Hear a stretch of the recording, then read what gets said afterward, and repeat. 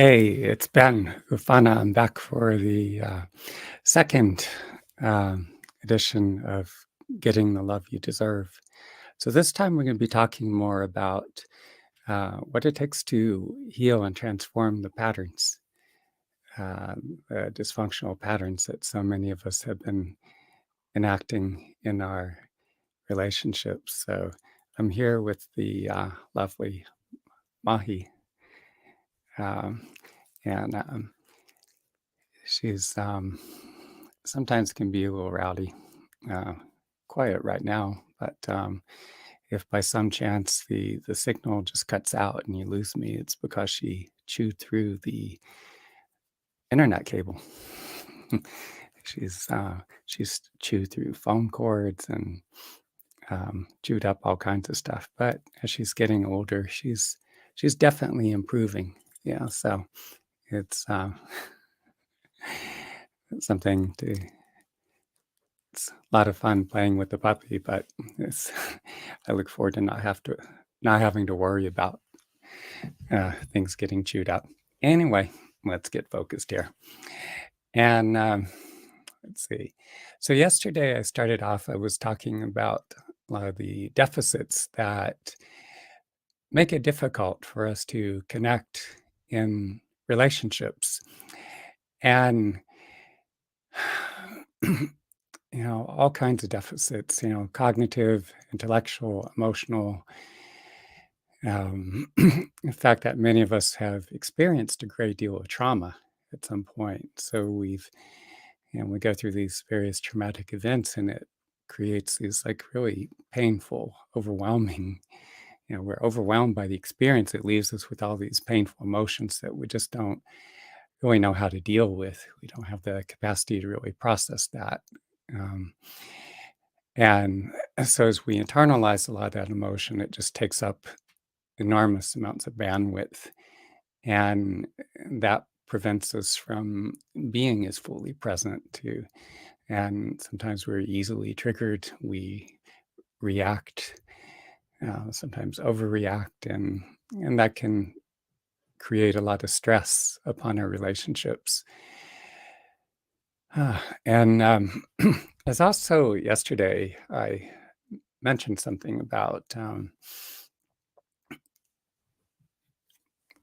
for instance, attention deficit disorder and um, autism spectrum disorder, and how that can potentially impact relationships. But I don't feel I really did that justice. And part of the reason is like with this article or chapter that I'm um, putting together here. I have the current version posted on my website, which you can go and look. And if you look again, possibly in a week or a few weeks from now, you can see that the article is continue to develop. I'm going to have refined it even more because as I continue to go through it, I just keep developing it. But in any case, so let me get back down here I had written a few additional notes yesterday evening.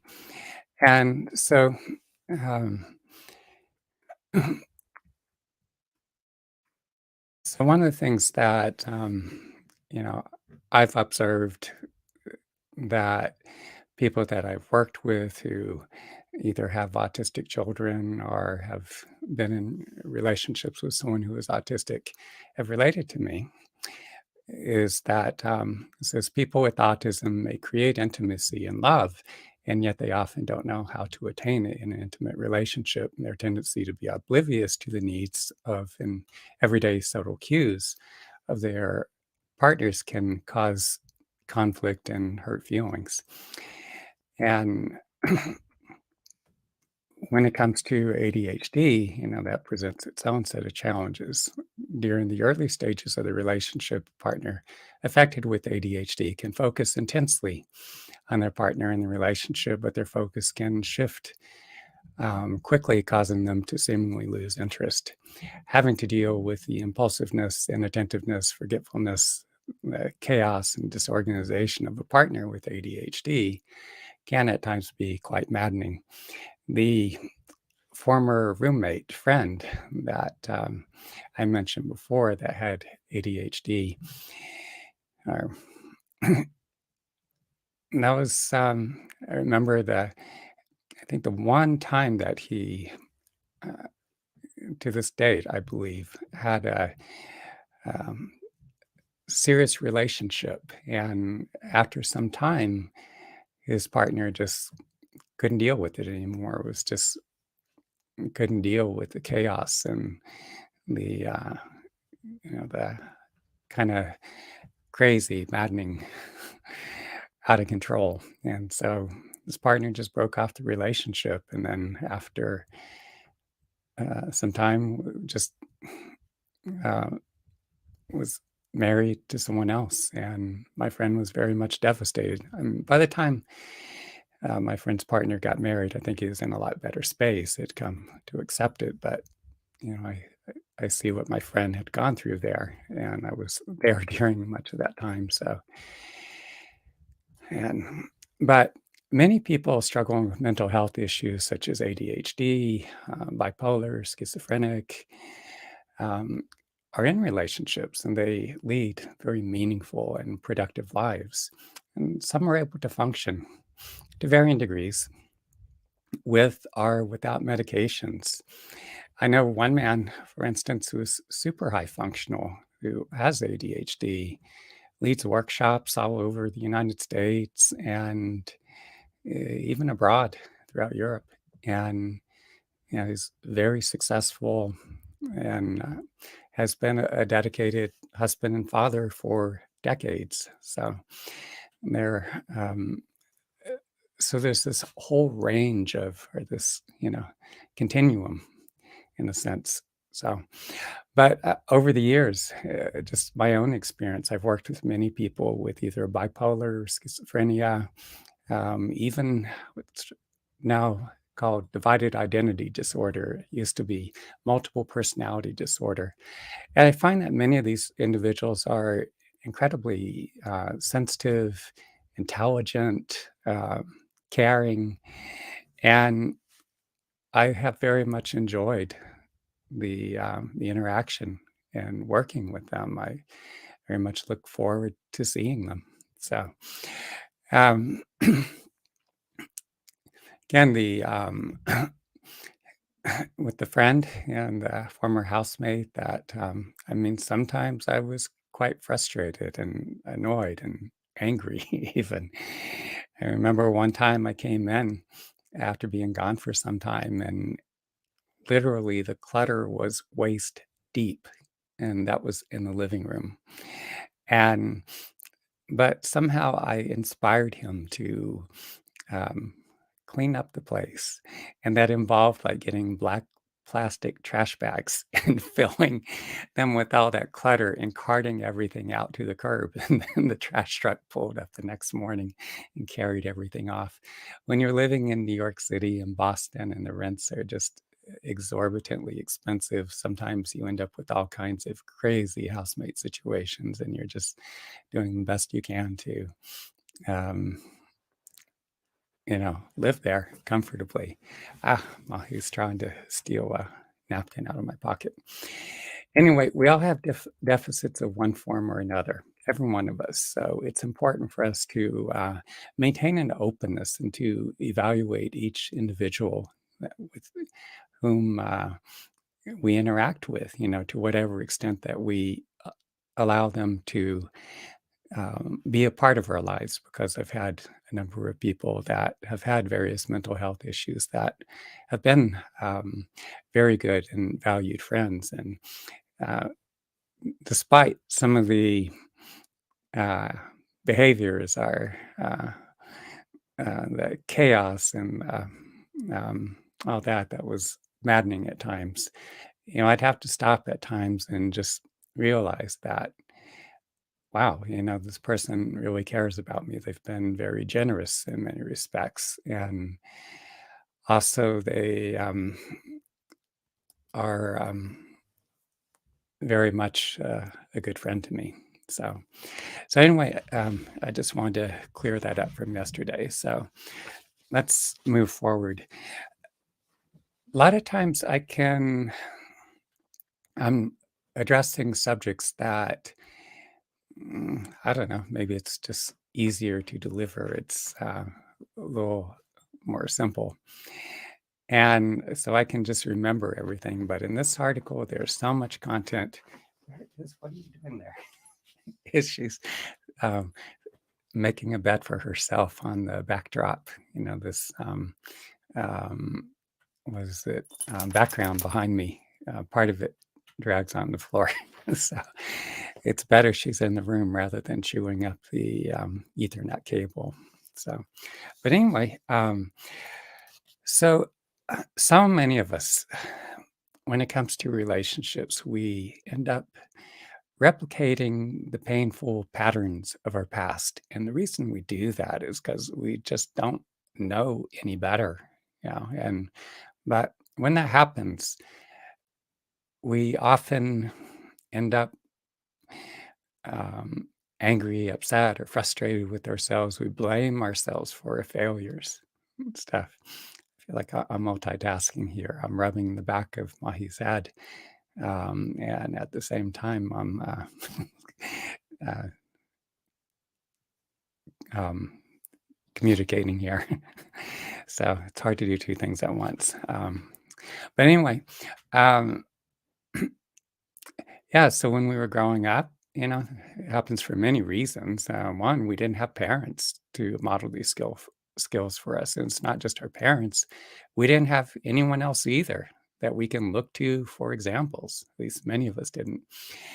And and so, we go through life and we haven't had the opportunity to really gain these understandings and learn these skills.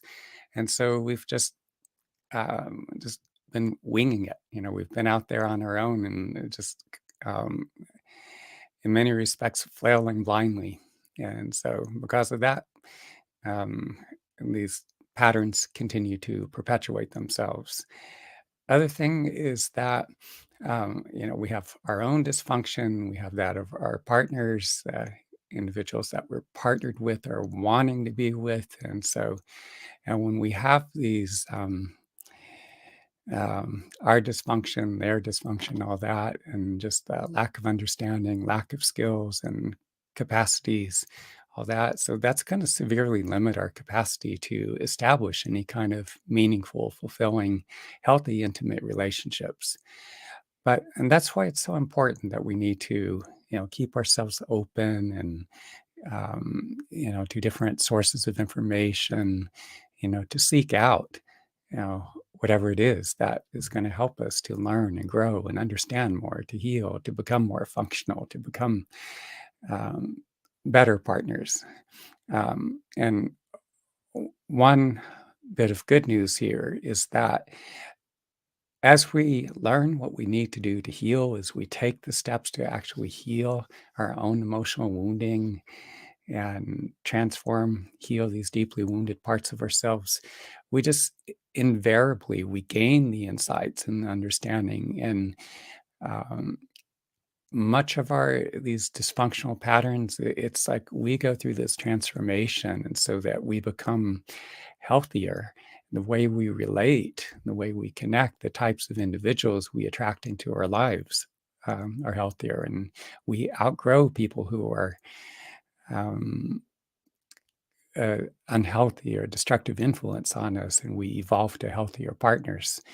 It increases our capacity to love and to be loved, and we also develop a greater capacity for empathy and compassion. So,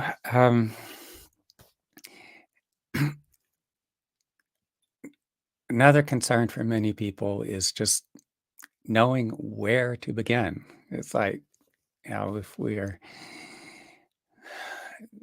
struggling in our relationships and it's triggering us emotionally, and we recognize that our own emotional wounding, and so often it's like many of us are just at a complete loss as to what to do, where to go, how to go forward and stuff. And I think, for many of us, the starting place is that openness, that willingness, that commitment to doing whatever it takes to heal. I mean, that's where I started. I mean, I was just flailing blindly in the beginning.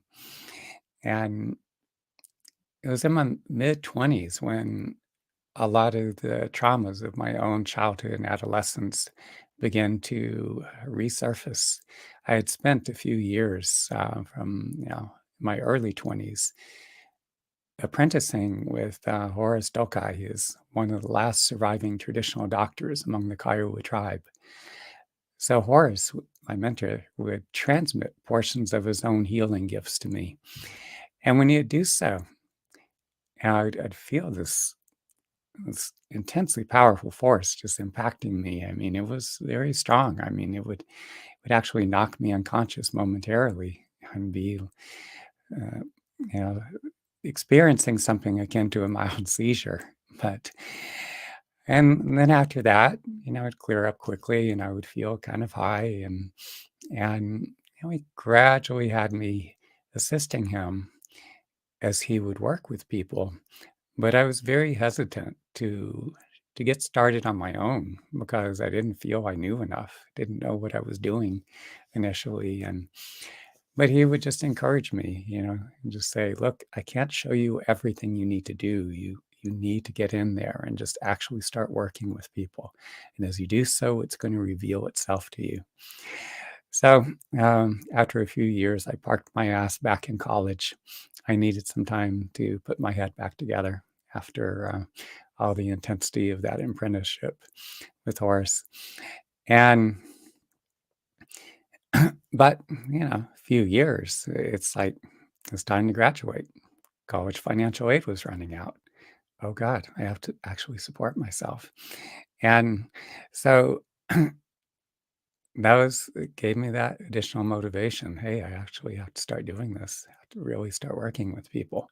But when I did so, in many respects, it was like pouring hydrogen peroxide into an open wound because all those, um, all that traumatic content from the past, all that was surfacing, memories, the emotions, all that stuff. I was just absolutely consumed by it, at a complete loss as to what to do. And so I had to, again, there was that commitment, that willingness to do whatever it took to heal. First step, I reached out um, to a psychotherapist I knew in the community, started working with her. And psychotherapy took me so far, but then that's why I started. It's like I was gaining intellectual understanding, but it wasn't actually healing a lot of those traumatic wounds. And so that's the reason I started developing a lot of the intensive meditation practices, the whole series of practices, and exploring all these different therapeutic interventions. I had to find something, anything to get out of that pain and suffering. But yeah, so we need to have that commitment and that determination, and we need to follow through and need to be taking steps on a daily basis to facilitate our healing, continued growth. But and a big part of it too is being able to identify what it is that we're lacking, either the knowledge or the understanding, the skills, the capacities that we're lacking. We got to be able to identify that. And now, and specifically, identifying the interpersonal skills. Interpersonal means between you and other people, like between you, your intimate partner, your family members, your friends, whoever else, coworkers, and interpersonal skills with it, those skills within yourself, to cope with your own emotions and to self-soothe, to face, to deal with difficult or challenging issues. All these things are critically important here. And even sometimes asking yourself questions like, you're in a situation and, you're having some difficulty in a relationship. You might ask yourself, like, okay, what is it that I need to understand? What skills and resources do I need to develop to cope more effectively with this individual or with this dynamic that's playing out in our relationships? So for some people, that prospect of, doing what it takes to heal and to transform oneself, that may seem like a very daunting or overwhelming task. And I know there are some people, it may seem like it's too much to deal with. But I've been fortunate to have the opportunity to train with a number of individuals in various traditions who have attained mastery, including not only the traditional Native American doctor that I learned from Horace, but um, but also Shifu Li Tailiang. He's in the internal martial arts of Xingyi Quan, Baguazhang, Tai Chi, and Qigong. And a lot of these individuals who attain mastery in the martial arts, how in the beginning they didn't know anything more than anyone else. I mean, they didn't possess any real skill or ability. Maybe some of them had greater aptitude, but aptitude doesn't mean a whole lot if you don't do anything with it. And but they began to practice. A lot of them started as children, and, and just day after day, hours of intensive practice, doing all these strikes and forms and defense, whatever, and they became more and more proficient.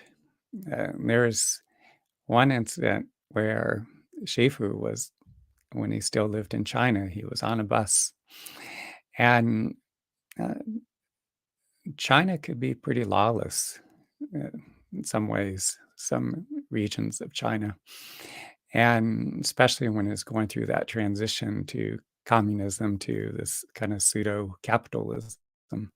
But in any case, it's like capitalism with authoritarian sort of government in a way. But Shifu was on a bus, and four escaped convicts were attempting to rob him. And somehow, I don't know all the details, but the a fight ensued, and it was like they spilled off the bus.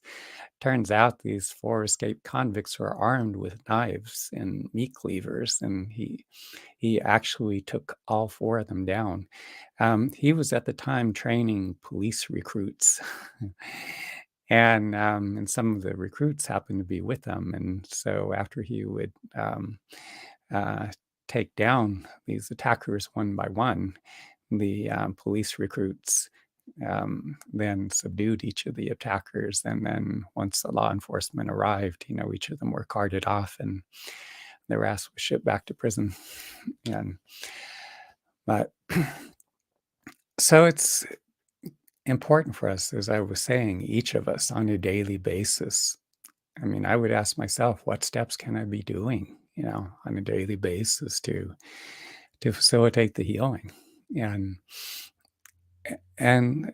that's many things. I mean, just as with all the emotional wounding that was coming up, all these emotional wounding that was surfacing, the traumatic memories and experiences, all that. And I started developing this whole series of meditation practices. One of the biggest mistakes I made was, well, at times when things were, say, a relationship was blowing up, I would do practice. I would dive into the depths of the pain. I would taught myself to just dive into the middle of it and kept breathing till I came out the other side. But then there are times when things were somewhat better and I wouldn't be doing any practice. If you're not doing practice on a daily basis, those days you're not doing practice, you're not really growing. You're not really evolving. All the ancient traditions, spiritual traditions, involve like intensive daily practice of one form or another. That could be like qigong or pranayama. Among Native Americans, they had other types of practices. I mean, they would go into the sweat lodge, they would do these like really intensive practices like the vision quest, that at various intervals that involve going out and fasting 4 days and nights without food and water alone in the mountains or the sun dance, other intensive ritual practices. But all these traditions, people that follow in these lineages would all be doing this like intensive practice throughout the course of their lives. And you had people that developed just extraordinary gifts and capabilities. So they were not so sad and depressed and contracted and, they were just, um, but let's keep moving. Um, it's our willingness to do whatever it takes to heal, to implement whatever insights, understandings, and knowledge that we acquire to actually do these practices. They enable us to become the best version of ourselves, to be continually evolving. And again, that's going to increase your capacity to love and to be loved. And you're more likely to attract someone with whom you truly resonate as you continue to grow and evolve. So, one more thing I want to cover today is the on cultivating emotional intelligence. So, again, this is part of a whole series, and so we're going to cover this practice for developing emotional intelligence today, and then we'll have more to go through in subsequent episodes here. So, our emotions are, it's in many ways, it's this deeper, there's this whole deeper emotional intelligence that helps us to, um, provides us with a great deal of information. It helps us to understand ourselves and our needs. It's through our feelings that we understand our needs. And as we understand our needs, that leads us to a deeper understanding of our purpose. But it's not only that we gain a better understanding of ourselves, our intimate partners, the people with whom we interact, the world that we live in. As we learn to work constructively with our emotions, it helps us to work through our issues and work through the various challenges that we face in our lives. Oh God, the garage door is opening. I thought I was supposed to have the house all to myself right now. Damn it. Anyway, um, get refocused here despite the distraction. Um, yeah, and conversely, when people are not able to, they don't understand how to work constructively with their emotions. They tend to shut down their emotions, disconnect from whatever it is they're feeling. They distract themselves. They run away from their emotions, run away from issues. The unfortunate consequence of that is that we don't learn the crucial life lessons. We don't learn from our partners. We don't learn the lessons that our partners and our relationships have to teach us. We keep doing the same damn thing. It's like it. Garage door is going down now. If you hear that noise in the background, come on, hurry up.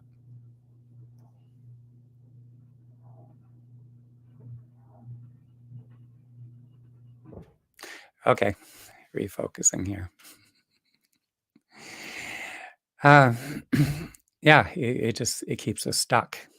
So working constructively with our emotions is, you know so key, so crucial to our healing, our growth, to our evolution. And no matter what therapeutic healing modalities that you utilize, whether you're using homeopathics or um, diet, nutritional herbs, if you're not dealing with your own emotional wounding, um, it's you're just you're just treating symptoms. You could be doing deep tissue body work. You can be working with a psychotherapist. You can be also working with a gifted healer. But if If you're not working constructively with your emotions, you're not going to be all that responsive. You're not going to make the greatest progress. So, again, no matter what therapeutic healing modalities or diet or nutrition or whatever you do, it's you need to learn to work constructively with your emotions. So, how do you do that? Well, there are some steps that I'm going to lay out for you here. And starting out, just acknowledge what's happening.